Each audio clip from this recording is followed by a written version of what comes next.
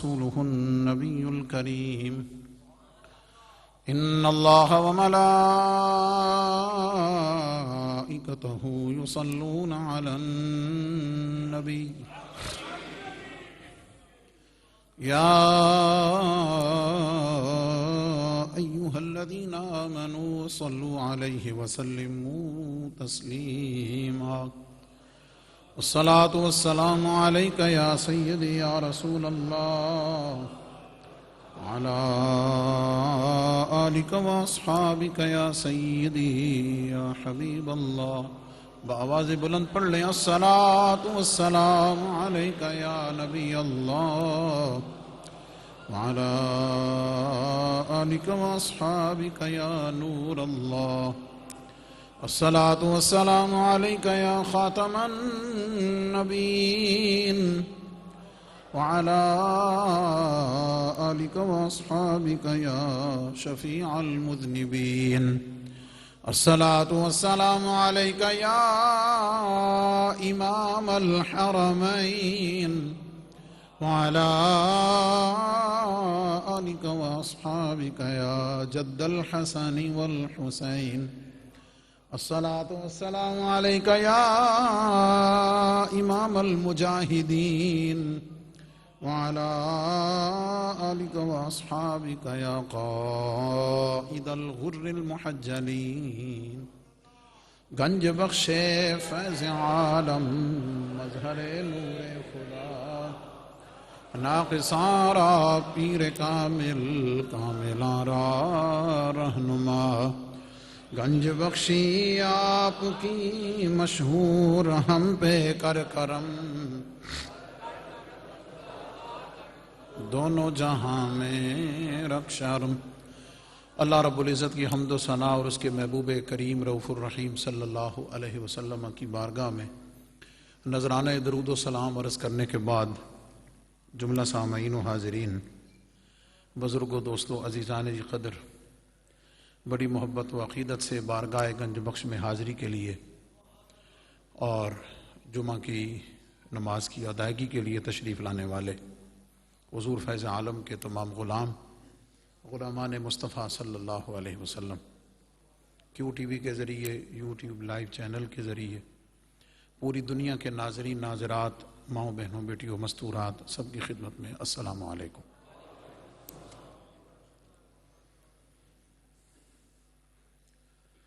گزشتہ جمعۃ المبارک کو چونکہ کانفرنس تھی اور اس سے قبل میں نے ایک معاشرتی مسئلہ وراثت و جائیداد کے متعلق ڈسکس کیا تھا اور مجھے امید ہے کہ وہ آپ کو یاد بھی ہوگا اور یقین اس لیے ہے کہ مجھے اس پر جو رسپانس ملا اس نے مجھے بتایا کہ لوگ بہت زیادہ حضور فیض عالم داتا گنج بخش رحمۃ اللہ علیہ کی نسبت سے بڑی توجہ سے سماعت کرتے ہیں۔ میں اسی موضوع پر کچھ باتیں آج عرض کروں گا اور آگے بڑھنے سے پہلے میں یہ عرض کر دوں کہ ایک ہیں وراثت کے مسائل، اس کی تقسیم کا طریقہ کار جو قرآن مجید میں بیان کیا گیا، جس کی تفصیل اور تفسیر نبی کریم علیہ السلام نے ارشاد فرمائی۔ ایک وہ پورشن ہے وراثت کی تقسیم میں کہ جو فوت ہونے والا ہے اس کی حیثیت اور جو اس کے ورثاء ہیں، بیوی ہے، بچے ہیں، بیوی ایک ہے، ایک سے زائد ہیں، ایک بیٹی ہے، دو ہیں، دو سے زائد ہیں، بیٹا ایک ہے یا اس کی اولاد ہے ہی کوئی نہیں۔ پھر اولاد نہ ہونے میں ایک صورت کلالہ کی ہے، قرآن میں ذکر کی گئی ہے کہ جس کی نہ بیوی ہے، نہ اولاد ہے، نہ ماں باپ ہیں، کوئی وارث ہے ہی نہیں۔ تو قرآن مجید نے اس کا ہر ایک کا حصہ اس کی حالت کے مطابق ذکر کیا ہے۔ ایک یہ پورشن ہے اور یہ اتنا اہم ہے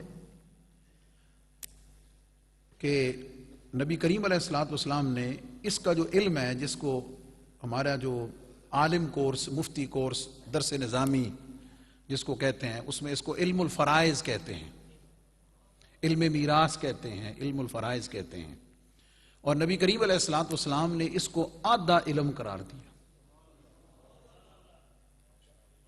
جتنا علم حاصل کریں وہ آدھا ہے، اور علم الفرائض آدھا ہے۔ اس کی وجہ کہ انسان کی دو حالتیں، ایک زندگی اور ایک موت۔ تو علم کا وہ حصہ جو انسان کے مرنے سے پہلے تعلق رکھتا ہے وہ آدھا ہے، اور جو مرنے کے بعد ہے وہ آدھا ہے۔ اور اس کو پورا آپ کہہ لیں کہ لیسن ٹو لیسن، سبق در سبق پورے کورس میں پڑھایا جاتا ہے۔ اس کی بڑی معروف کتابیں ہیں، اس کی تشریحات ہیں، اس کے نقشے ہیں، اس سے ایکسپرٹیز ہیں۔ جہاں جہاں پوری دنیا میں دارالافتاء ہیں، یعنی جہاں مفتی کورس اور اس کے بعد فتویٰ جاری کیا جاتا ہے، اس میں پوری کہ اگر آپ میں سے کوئی بھی اپنے کسی وراثت کے مسئلے میں رہنمائی چاہے کہ اس کے بارے میں قرآن کریم اور نبی علیہ السلام کی سنت و شریعت کیا رہنمائی کرتی ہے، تو آپ اس کی پوری تفصیل لکھ کر دیں گے کہ اس کے وارث کتنے ہیں، اس کی تفصیل بتائیں گے۔ دوسری طرف یہ آپ لکھ کر دیں گے کہ جو فوت ہوا ہے وہ چھوڑ کر کیا گیا ہے، اس کا جو ترکہ ہے، اس کی جو وراثت ہے، اس کی ڈیٹیل کیا ہے۔ ڈیٹیل میں اس کی پھر کئی صورتیں ہیں کہ وہ جائیداد کی صورت میں ہے، وہ کیش کی صورت میں ہے، اس کو کیسے تقسیم کرنا ہے۔ ایک اس کا شرعی طریقہ کار ہے، بات سمجھ گئے، اور ایک اس کا ساتھ جو ہماری کورٹس ہیں اس کا ایک اپنا طریقہ کار ہے جس کو وہ لے کر چلتے ہیں۔ قانونی تقسیم ہے، ایک آئلی تقسیم ہے۔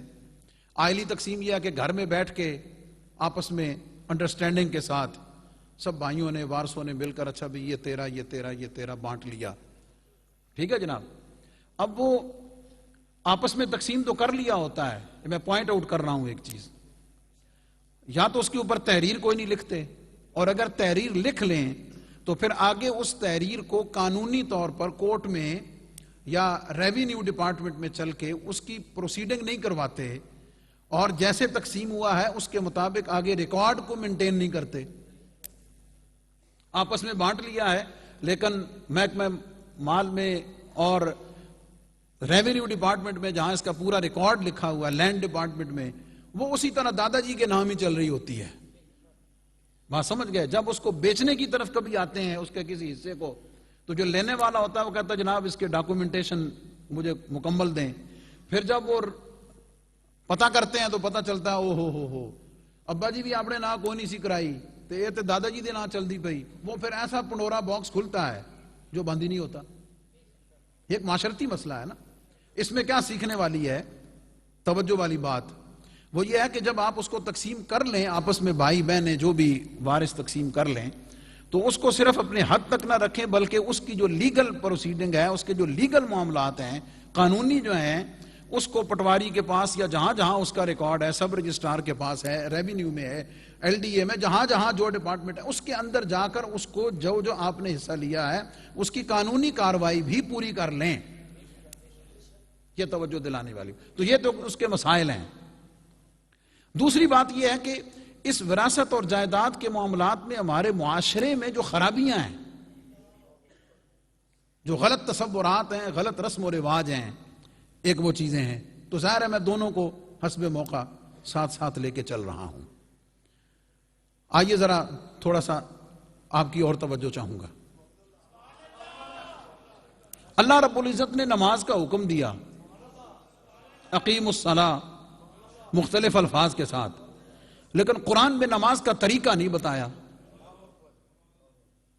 وہ طریقہ نبی کریم علیہ السلام نے اپنے عمل مبارک اسوہ صلو کما رأیتمونی اصلی باختلاف روایات، ٹھیک ہے جناب، امت میں رائے جو شائع ہے، بات سمجھ گئے، لیکن قرآن نے اس کی تفصیل نہیں بتائی کہ رکوع، سجدہ، رکعتیں کیا پڑھنا ہے، وہ ساری تقسیم وہ اللہ نے نہیں بیان کی۔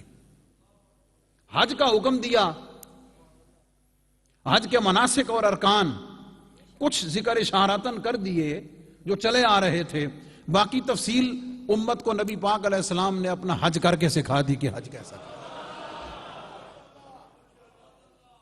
ٹھیک ہے۔ روزے کا حکم دیا، بات سمجھ گئے، روزے کے ٹائم کا اعلان کر دیا، کچھ کفارے کا اور قضاء کا ذکر کر دیا، باقی ساری تفصیل نبی کریم علیہ السلام نے فرمایا محبوب تو بتا دے۔ توجہ ہے جناب؟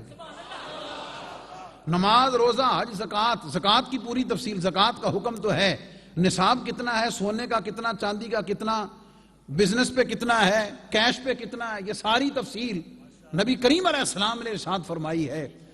کہنا کیا چاہتا ہوں، نماز کی باری ہو، نماز کی احکامات تفصیل کی باری ہو، اس کا محبوب ارشاد فرماتا ہے، رب حکم دے دیتا ہے۔ زکوٰۃ کی باری ہو، اللہ حکم دیتا ہے، تفصیل محبوب ارشاد کرتا ہے۔ حج کا حکم ہو، رب حکم دیتا ہے، تفصیل اللہ کا محبوب حج کر کے بتاتا ہے۔ یہ مسئلہ وراثت اور جائیداد کا اتنا امپورٹنٹ ہے، پہنچے نقطے پر، اتنا اہم ہے، اتنا ضروری ہے کہ اللہ رب العزت نے یہ نہیں فرمایا کہ فوت ہو جانے والے کی وراثت کو تقسیم کر دو، میں نہ آؤ، اللہ کا قرآن تمہیں بتائے گا باپ کو کتنا ملنا ہے، ماں کو کتنا ملنا ہے، بھائی کو کتنا ملنا ہے، بیوی کو کتنا ملنا ہے، بیٹی، ان کی حالتیں جو میں نے ذکر کیا ہے، اللہ نے ایک ایک رشتہ، اس کی سچویشن، کنڈیشن ساری بتا کے فرمایا، اس حال میں چھٹا ملے گا، اس حال میں آٹھواں ملے گا، اس حال میں آدھا ملے گا، اس حال میں جو بھی کیفیت ہے اللہ رب العزت نے قرآن میں خود بیان کی ہے۔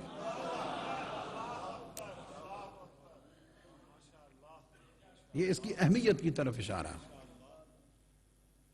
اور اگر آپ کو وقت ملے، اور ملنا چاہیے، نکالنا چاہیے، تو سورۃ النساء کا دوسرا رکوع آیت نمبر 11 سے شروع کر دیں، جس کا میں نے دونوں خطبوں میں صرف پہلا لفظ تلاوت کیا ہے، صرف اس کا حصہ، بات سمجھ گئے؟ وہ پورا رکوع ہے، اس کی 2 آیتیں ہیں، اور سورت کے اختتام میں نے حوالہ دیا کلالہ کے بارے میں۔ یہ پورے کا پورا وہ نصاب ہے جو اللہ رب العزت نے قرآن میں خود ذکر کر کے بتا دیا ہے کہ مومنو، ایمان والو، اس معاملے کو ایزی اور آسان مت لینا، اور میں تمہیں اللہ کا قرآن بتاتا ہے کہ کس کو کتنا ملنا ہے۔ اس کی اہمیت کی طرف اشارہ۔ اچھا آگے چلیں، سبحان اللہ و بحمدہ سبحان اللہ العظیم، اس کی قدرتوں پہ، اس کی حکمتوں پہ قربان جائیں۔ وراثت کی تقسیم کے قوانین کو اگر آپ دیکھیں نا جناب، جو قرآن میں اور حدیث میں بیان کیے گئے ہیں، تو وہ انسانی عقل کے مطابق نہیں ہے بظاہر، بات سمجھ گئے؟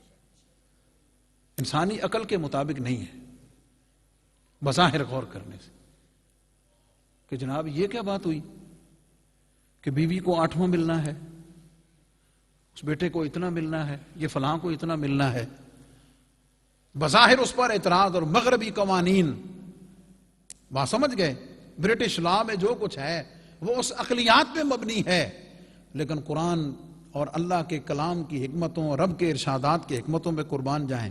قرآن نے فوکس اس پر کیا ہے، صرف ہنٹ دے رہا ہوں، قرآن نے فوکس اس پر کیا ہے کہ کس کے اوپر ذمہ داری کتنی آئے گی فوت ہونے کی، جس کے اوپر جتنی ذمہ داری آنی ہے اس کے مطابق اللہ رب العزت نے اس کا حصہ رکھا ہوا ہے کہ اس کی ذمہ داری چونکہ زیادہ ہے اس لیے اس کو حصہ بھی زیادہ ملنا چاہیے۔ اور ذرا یہ میری وہ بہنیں بیٹیاں جو اسلام کے حوالے سے بڑی پروگریسو رہتی ہیں اور بڑا کہ جناب اسلام نے ہمیں کیا دیا ہے نا، یہ فکر ہے نا جناب، اور چند ایک چیزوں کو کہ جو شاید ہم اسلام کی صحیح تعبیر اور تفسیر قوم کو شاید نہیں بتا سکے، جس کی وجہ سے ان کے دماغوں میں چیزیں غلط آ گئی ہیں، اس کو درست کرنے کے لیے میں نے پوری تفصیل پڑھی، اور ہم نے ظاہر ہے اس کو نصاب میں پڑھا ہوا ہے، ہمارے کورس کا حصہ ہے، وہ سلیبس کا حصہ ہے۔ اور میں حیران ہوا ہوں، کئی جگہ پہ آ کے مرد محروم ہو جاتا ہے اس تقسیم کے عمل میں، کئی جگہ پہ آ کے مرد نکل جاتا ہے کہ جناب اس کو کچھ نہیں ملے گا، لیکن میں قرآن تیری حکمتوں پہ اور رب کریم تیرے ارشادات پہ قربان جائیں، یہ عورت صنف نازک جس حیثیت میں بھی ہے، ماں ہے حصہ پھر بھی ملے گا، بیوی ہے پھر بھی ملے گا، بیٹی ہے پھر بھی ملے گا، کسی حال میں محروم نہیں رکھا ہے۔ اور اگر میں اسی کو لے کے چلوں، یہ قرآن نے اس وقت بیان کیا ہے، اللہ نے عورت کو، لڑکی، بیٹی، بیوی کو اس وقت اور اس معاشرے اور ان حالات میں جائیداد میں حصہ دیا ہے جب اس عورت کو معاشرے میں زندہ رہنے کا حق نہیں تھا۔ اس بیٹی کو جائیداد میں حصہ دیا ہے کہ جو بیٹی پیدا ہوتی تھی تو قرآن کہتا ہے کہ وَإِذَا بُشِّرَ أَحَدُهُمْ بِالْأُنْثَىٰ ظَلَّ وَجْهُهُ مُسْوَدًّا وَهُوَ كَظِيمٌ، وہ شرم کے مارے کسی کو بتاتا نہیں تھا کہ میرے گھر بیٹی ہوئی ہے۔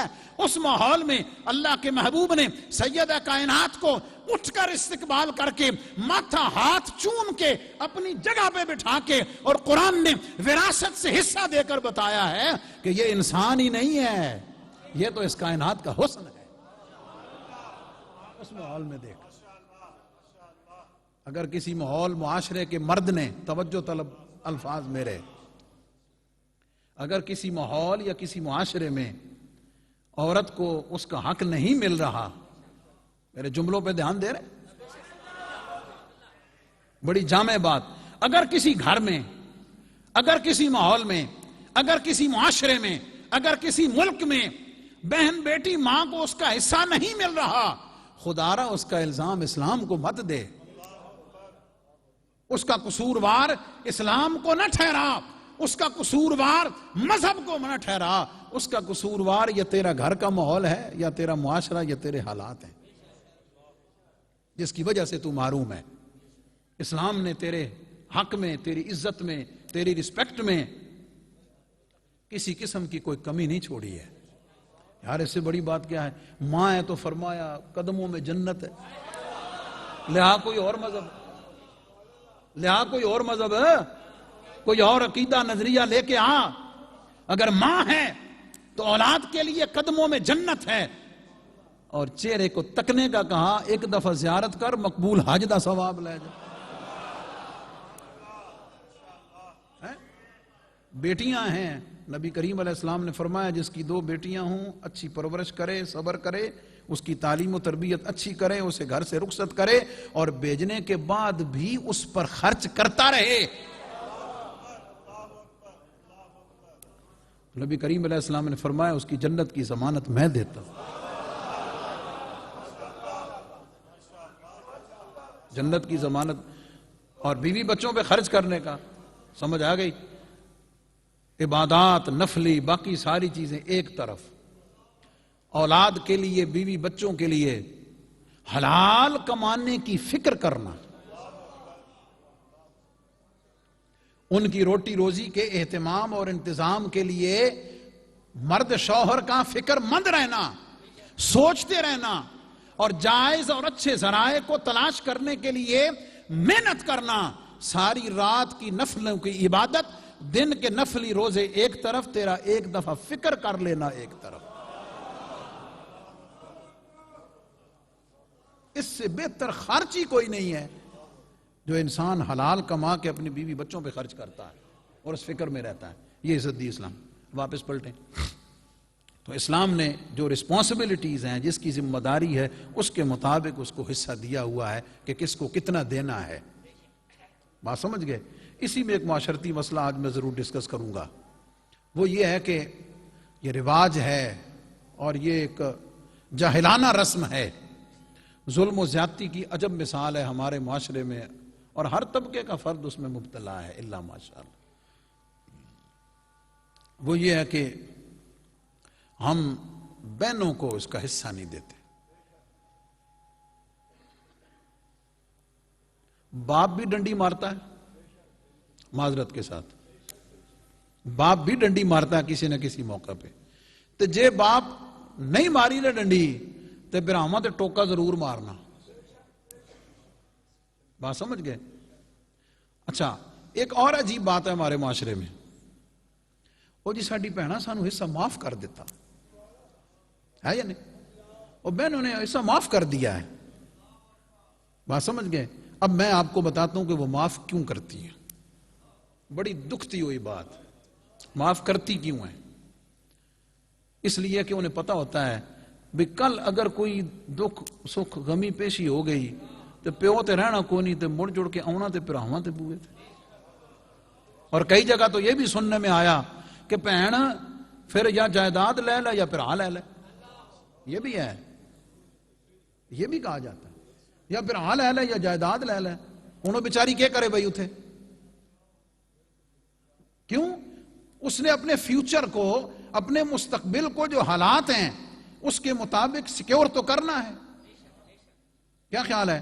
یہ معاشرہ مرد کا معاشرہ ہے, اور اگر میں یہ کہوں کہ یہ ظلم و زیادتی کا معاشرہ ہے تو بجا ہوگا. جدہ جتھے بس لگدا کام کوئی نہیں کردا. اب ایسے حالات میں یاد رکھیں, بہنیں اگر معاف کر بھی دیں, یہ حضور فیض عالم کی بارگاہ سے پیغام سارے باپ بھائی کان کھول کر سنیں,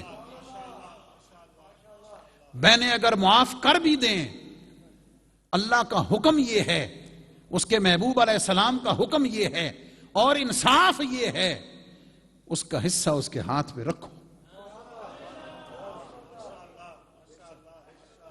اس کا حصہ اس کے ہاتھ پہ رکھو. رکھن تو بعد پھر کہو کہ بہن اے تینوں دے دیتا. سمجھ آ گئی؟ پھر میں دیکھنا وا کنیاں بھیڑاں تے کنے پڑھائے. بات سمجھ گئے؟ ماموਆਂ ਨੂੰ ਕਹਿੰਦੇ ਨੇ کہ جناب ٹھیک ہے کوئی گل نہیں تسی رکھ لو. ضرورت کس کو نہیں ہے؟ حاجت کس کو نہیں ہے؟ اللہ اور اس کے رسول کا حکم. اور ظلم و زیادتی کی اتنی داستانیں ہیں, اے بڈیرے چودھری فلانے فلانے کان کھول کر سنیں. بیٹیوں کی شادیاں نہیں کرتے,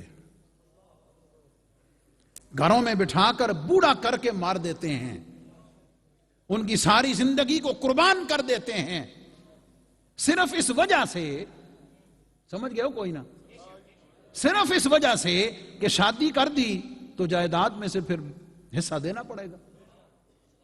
اور پھر اسی کے اندر رسم و رواج کی ایسی زنجیریں, ایسے سنگل کہ اس کو پوری زندگی کے لیے اس طریقے سے جکڑ کے رکھنا کہ وہ ساری زندگی اپنے حق کے لیے ترستی دیکھتی رہ جائے.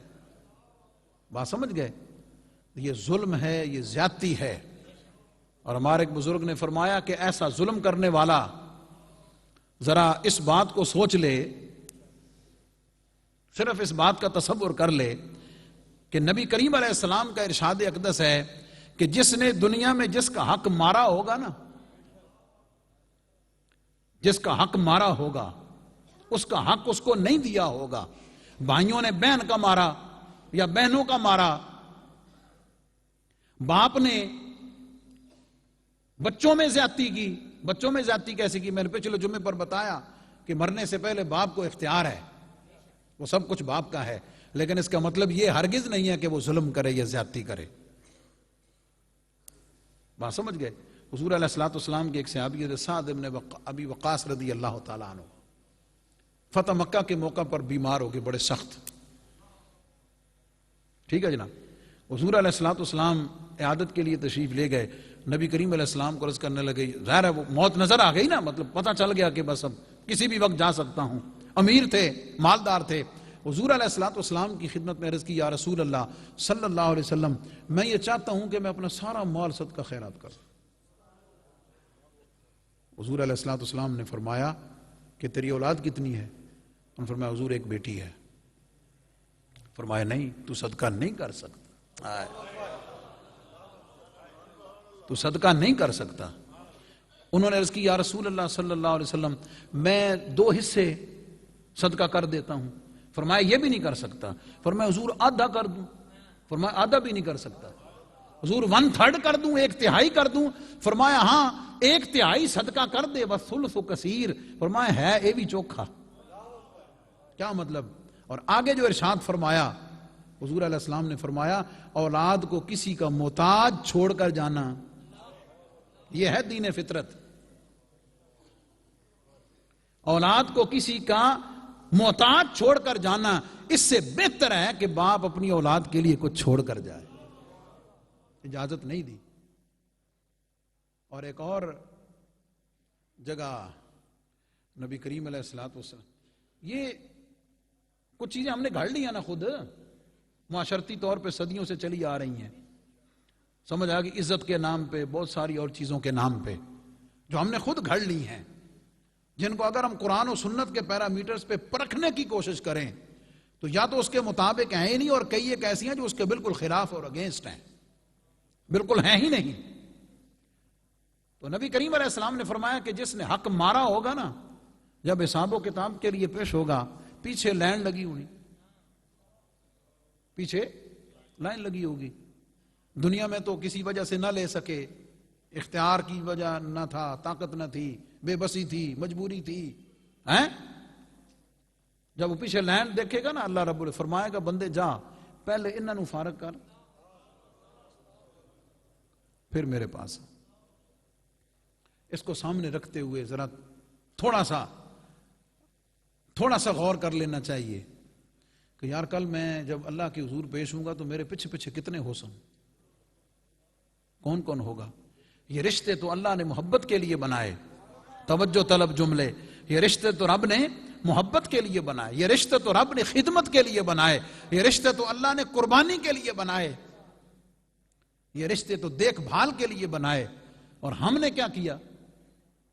بے شمار ایسے لوگ، بچے چھوٹے چھوٹے باپ فوت ہو گیا، سمجھ آ گئی، چاچے تائے سارا کچھ لے گئے، بچے بیچارے منہ تک دے رہ جانا، بات سمجھ گئے؟ اسی طرح بھائی بہنوں کے معاملات ہیں، تو یہ سخت ظلم، سخت زیادتی ہے، اور اس قیامت والے دن کی پکڑ سے بچنا چاہیے۔ اور اگر میں بڑی جرت کے ساتھ یہ کہہ دوں کہ نمازیں، روزے، حج، زکوٰۃ، عمرے سارے اپنی جگہ، بات سمجھ گئے؟ اے چیزاں، اے رب دے معاملات تے سبحان اللہ ہونے چاہیے دن نا، لیکن اللہ فرماتا پہلے ادھر بھی چیزاں بھی سیدھیاں کر کے آ تو پھر آ میرے معاملات تیرے کیسے ہیں، تیرا لین دین کیسا ہے، بات سمجھ گئے؟ ان چیزوں کو درست رکھنا اور اس چیز کو سامنے رکھنا، اور قرآن نے اس کی عظمت کو بیان کیا۔ دیکھیے اللہ رب العزت نے اس حق کو کیسے پکا کیا، میں عرض کرتا ہوں، للذکر مثل حظ الانثیین،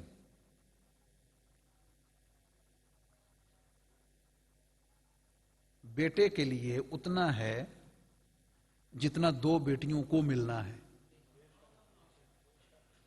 بات سمجھ گئے؟ توجہ طلب، اللہ مولا یہ تیرا کیا قانون ہے؟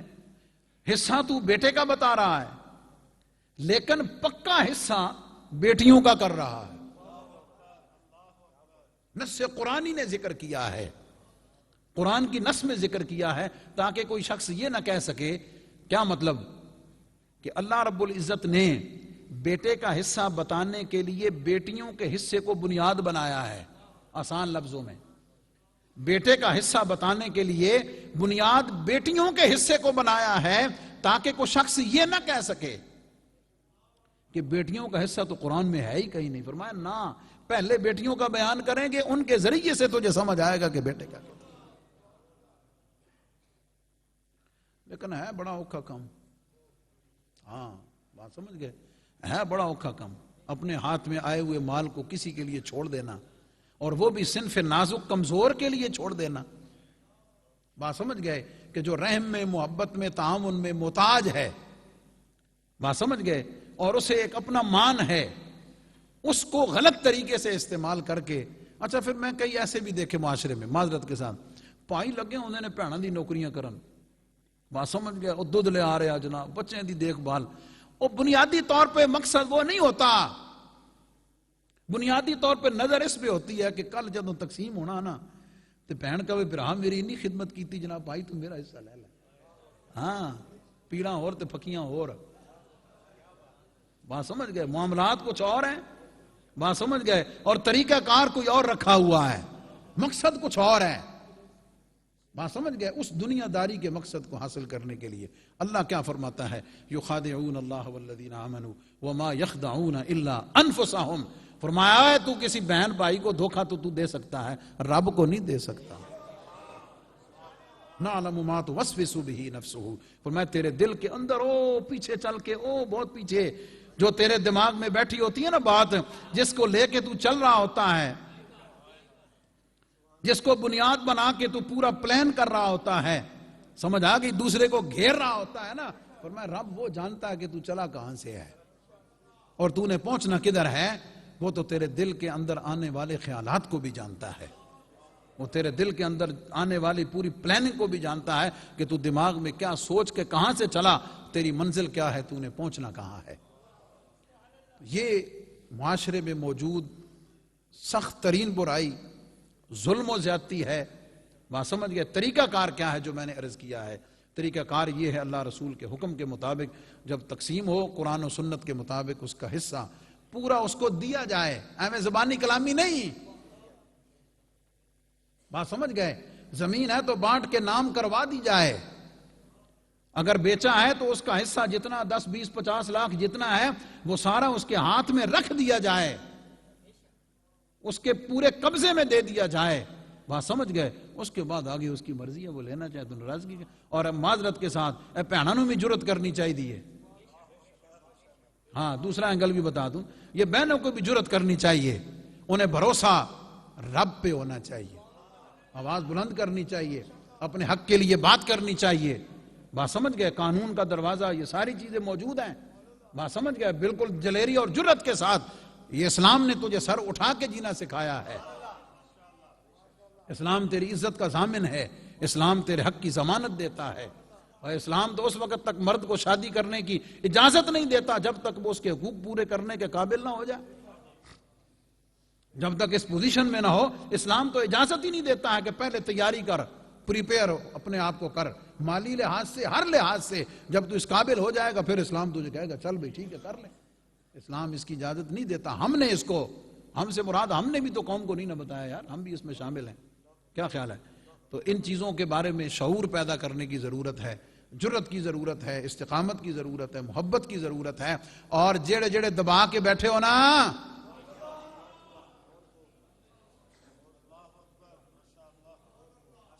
ہاں، ڈر اس دن سے، ڈر اس دن سے جب حضور علیہ السلام نے فرمایا حدیث پاک پہ ختم، جس نے کسی کا ایک بالشت، ایک گٹھ زمین ناجائز ہتھیالی قبضہ کر لیا ناجائز، اے پنڈا تھا نا پانی راتی لا دیا، اے 2 ٹپے سٹ دیتے ادھر، کھالا مار دیا، اسی بھی پنڈ تھا دینا والے ہیں، سمجھ آیا کہ کھالا صاف کر دیں، 2 ٹپے چکے ادھر رکھے، 2 سال بعد پتا چلا کہ یار وہ بننا تے ہوتے آ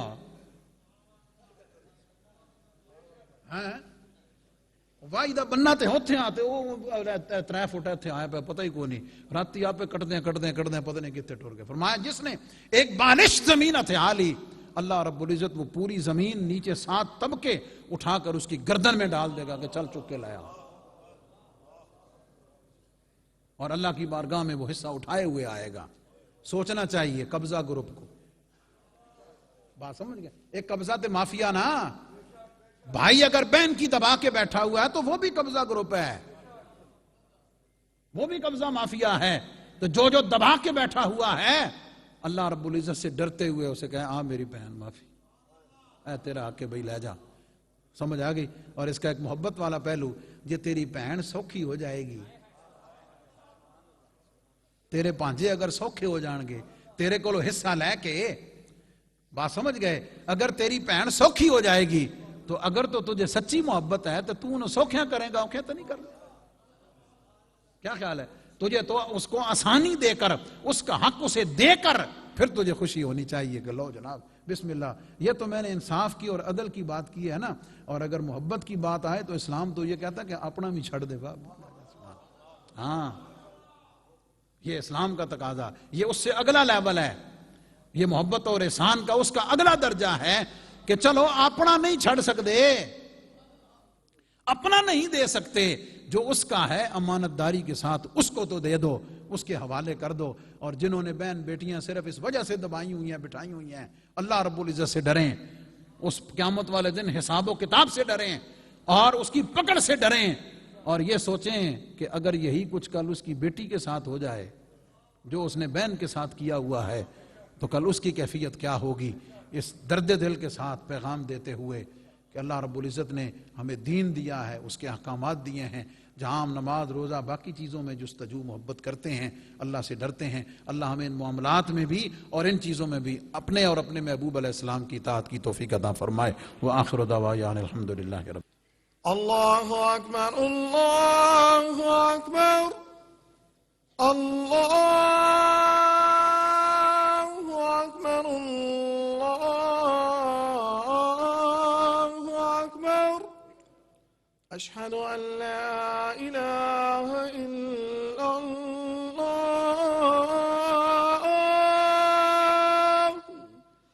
أشهد أن لا إله إلا الله أشهد أن محمدا رسول الله أشهد أن محمدا رسول الله حي على الصلاة حي على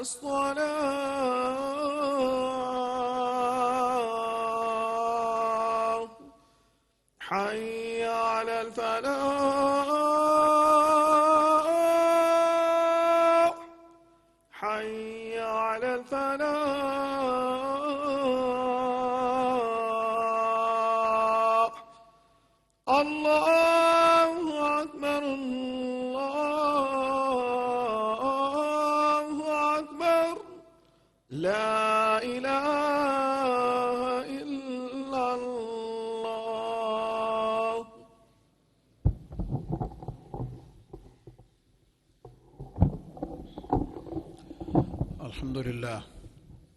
الحمد لله نحمده ونستعينه ونستغفره ونؤمن به ونتوكل عليه ونعوذ بالله من شرور أنفسنا ومن سيئات أعمالنا من يهده الله فلا مضل له ومن يضلله فلا هادي له ونشهد أن لا إله إلا الله وحده لا شريك له ونشهد أن سيدنا ومولانا محمدا عبده ورسوله أما بعد فيا أيها المؤمنون رحمنا ورحمكم الله تعالى أوصيكم ونفسي بتقوى الله عز وجل في السر والإعلان فإن التقوى سنام در الإيمان وزينوا قلوبكم بحب هذا النبي الكريم عليه أكرم الصلاة وأتم التسليم قال الله تبارك وتعالى في كلامه المجيد يوصيكم الله في أولادكم للذكر مثل حظ الأنثيين بارك الله لنا ولكم في القرآن العظيم ونفعنا وإياكم بالآيات والذكر الحكيم إنه تعالى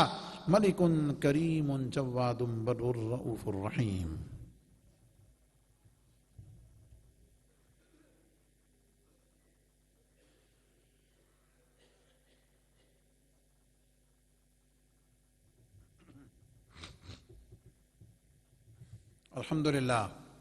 الحمد لله نحمده ونستعينه ونستغفره ونؤمن به ونتوكل عليه ونعوذ بالله من شرور أنفسنا ومن سيئات أعمالنا من يهده الله فلا مضل له ومن يضلله فلا هادي له ونشهد أن لا إله إلا الله وحده لا شريك له ونشهد أن سيدنا ومولانا محمدا عبده ورسوله إن الله وملائكته يصلون على النبي يا أيها الذين آمنوا صلوا عليه وسلموا تسليما صلى الله تعالى عليه وعلى آله وأصحابه وبارك وسلم أبدا لا سيما على أولهم بالتصديق أمير المؤمنين أبي بكر الصديق رضي الله تعالى عنه وعلى عادل الأصحاب أمير المؤمنين عمر بن الخطاب رضي الله تعالى عنه وعلى جامع القرآن أمير المؤمنين عثمان بن عفان رضي الله تعالى عنه وعلى أسد الله الغالب أمير المؤمنين علي بن أبي طالب كرم الله تعالى وجهه الكريم وعلى ابنه الكريمين السعيدين الشهيدين القمرين المنيرين سيدينا أبي محمد الحسن وأبي عبد الله الحسين رضي الله تعالى عنهما وعلى أمهما سيدة النساء فاطمة الزهراء رضي الله تعالى عنها وعلى سائر فلاخ الأنصار والمهاجرة وعلينا معهم يا أهل التقوى وأهل المغفرة اللهم أيد الإسلام والمسلمين اللهم انصر الإسلام والمسلمين اللهم ارحم علينا وعلى جميع المسلمين في كل مكان وألف بينهم واجمع كلمتهم عباد الله رحمكم الله إن الله يأمر بالعدل والإحسان وإيتاء ذي القربى وينهى عن الفحشاء والمنكر والبغي يعظكم لعلكم تذكرون ولذكر الله تعالى أعلى وأولى وأعز وأجل وأتم وأهم وأعظم وأكبر واللہ یعلم ما تصنعون.